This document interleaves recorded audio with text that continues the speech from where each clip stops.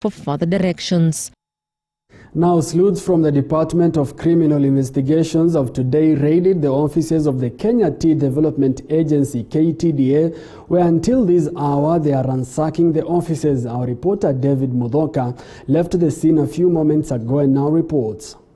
Well, Musa Salah, a very good evening to you. It is not quite a good evening here outside the headquarters for the Kenya Tea Development Agency, KTDA, where for the past 4 hours, DCI detectives who stormed this place have been combing through office by office, trying to establish or find evidence which they believe will be crucial in mounting a case against top officials here at the Kenya Tea Development Agency. Remember, Musa, for the past 2.5 years, this particular agency has been at the eye of the storm for being at the center of dwindling fortunes for tea farmers across the country. So for the past 4 hours, that has been the story here at the Kenya Tea Development Agency, where we understand some of the top officials, including the agency's CEO, Lerionga Tiampati, wasn't here when the storm was being done, but almost each office has been, or rather these DCI detectives have been to each office, and we have been able to gather that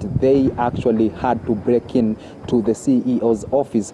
We do not know what they are actually trying to find, but it definitely is connected with what has been bad blood between tea farmers and the KTDA. Remember, Musa Salah, yes, that has been the story of KTDA, and we actually saw President Uhuru Kenyatta last month issue a directive that will see a major overhaul at the agency's top organ. And for the past few weeks, we have been seeing elections at various branches for KTDA, where tea farmers saying enough is enough have gone to the ballot to try and bring in a new change of guard at KTDA. That has been it. But KTDA has actually dismissed or poured cold water over this particular raid, terming it as a violation of the law. They say in a statement actually released by KTDA at around 5 p.m.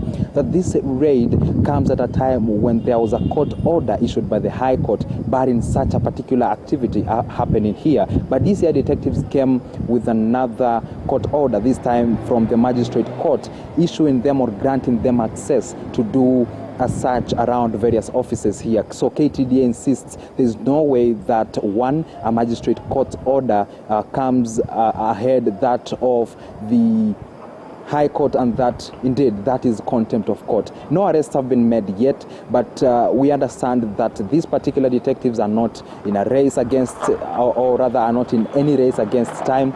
They are taking their time trying to comb through, find evidence which they believe could be crucial in bringing the top officials at KTDA to book for various accusations, including 1, abuse of office, 2, mismanagement of funds that has seen tea farmers in the country suffer for the past few years.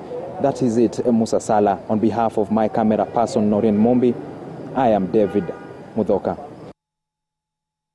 Well done, David Mudhoka. We are definitely keeping an eye on that story and, of course, update you as it continues to